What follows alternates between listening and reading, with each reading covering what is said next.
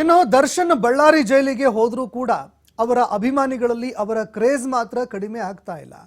ಬಳ್ಳಾರಿಯಲ್ಲ, ನಮ್ಮ ಬಾಸ್ ಡೆಲ್ಲಿಗೆ ಹೋದರೂ ಕೂಡ ನಮ್ಮ ಕ್ರೇಜ್ ಯಾವುದೇ ಕಾರಣಕ್ಕೂ ಕಡಿಮೆ ಆಗಲ್ಲ ಅಂತ ಅಭಿಮಾನಿಗಳು ಸಾಮಾಜಿಕ ಜಾಲತಾಣದಲ್ಲಿ ಬರೆದುಕೊಳ್ತಾ ಇದ್ದಾರೆ.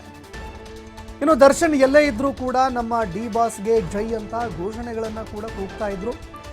ಇನ್ನು ನಿನ್ನೆ ದರ್ಶನ್ ಅವರನ್ನ ಜೈಲಿಗೆ ಕರೆತರುವಂತಹ ಸಂದರ್ಭದಲ್ಲಿ, ಅಂದರೆ ಬಳ್ಳಾರಿ ಜೈಲಿಗೆ ಕರೆತರುವಂತಹ ಸಂದರ್ಭದಲ್ಲೂ ಕೂಡ ಅವರ ಅಭಿಮಾನಿಗಳು ಗುಂಪು ಗುಂಪಾಗಿ ನಿಂತು ಅನೇಕ ಕಡೆಗಳಲ್ಲಿ ಘೋಷಣೆಗಳನ್ನು ಕೂಗ್ತಾ ಇದ್ರು.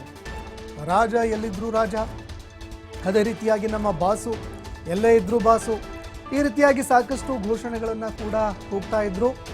ಈಗ ಮತ್ತೊಮ್ಮೆ ಸಾಮಾಜಿಕ ಜಾಲತಾಣದಲ್ಲೂ ಕೂಡ ದರ್ಶನ್ ಅವರ ಕೆಲವು ವಿಚಾರಗಳು ಟ್ರೆಂಡ್ ಆಗ್ತಾ ಇದೆ.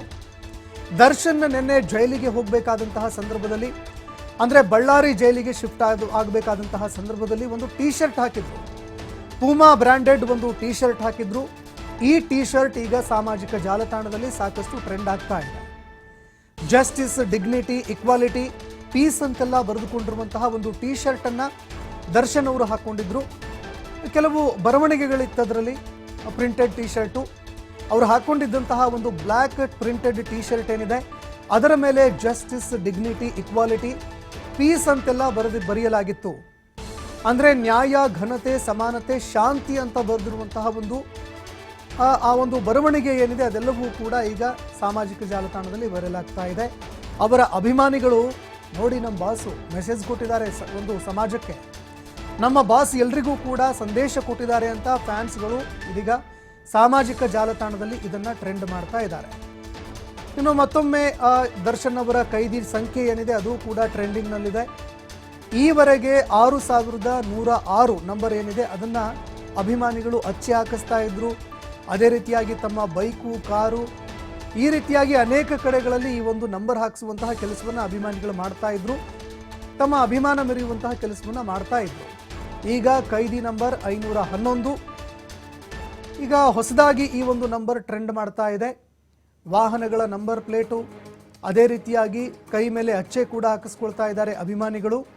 ಕೈದಿ ನಂಬರ್ 511 ಇದೀಗ ಸಾಮಾಜಿಕ ಜಾಲತಾಣದಲ್ಲೂ ಕೂಡ ಸಾಕಷ್ಟು ಟ್ರೆಂಡ್ ಆಗ್ತಾ ಇದೆ.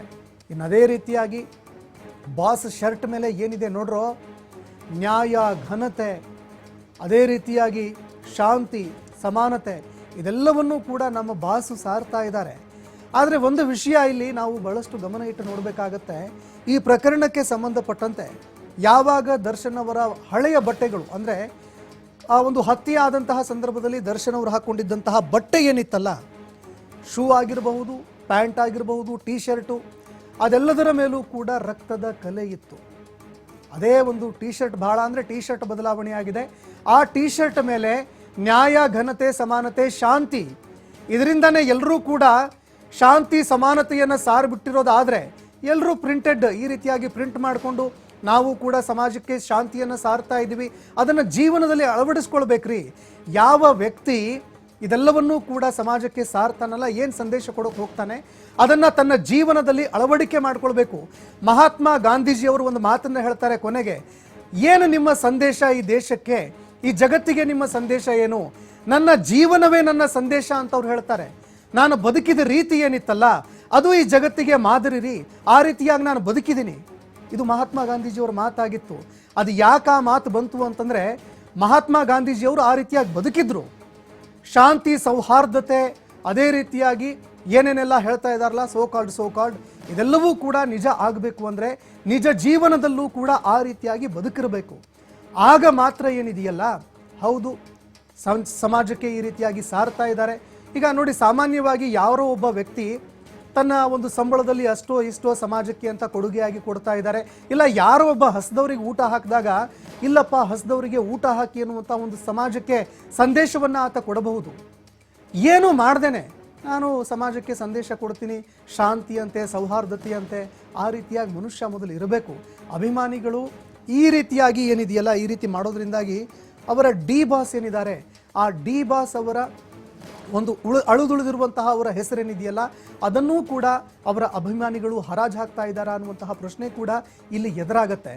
ಅಭಿಮಾನ ಇರಲಿ, ಆದರೆ ಅಂಧಾಭಿಮಾನ ಬೇಡ. ಅದೇ ರೀತಿಯಾಗಿ ನಿಮ್ಮ ಬಾಸ್ ಇನ್ನೊಬ್ಬರಿಗೆ ಮಾದರಿ ಆಗೋ ರೀತಿಲಿ ನೀವು ಕೂಡ ಅವರನ್ನು ಸರಿದಾರಿಗೆ ತರುವಂತಹ ಕೆಲಸ ಮಾಡಿ.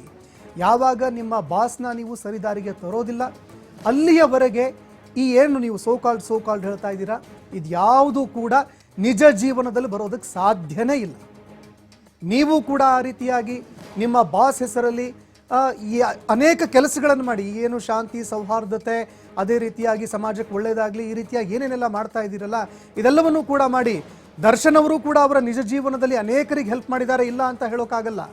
ಆದರೆ ಈಗ ಸದ್ಯದ ಪರಿಸ್ಥಿತಿಯಲ್ಲಿ ಈ ರೀತಿಯಾಗಿ ಸಾಮಾಜಿಕ ಜಾಲತಾಣದಲ್ಲಿ ಬರೆದುಕೊಳ್ಳೋದಿದೆಯಲ್ಲ ಇದು ಸರಿಯಲ್ಲ.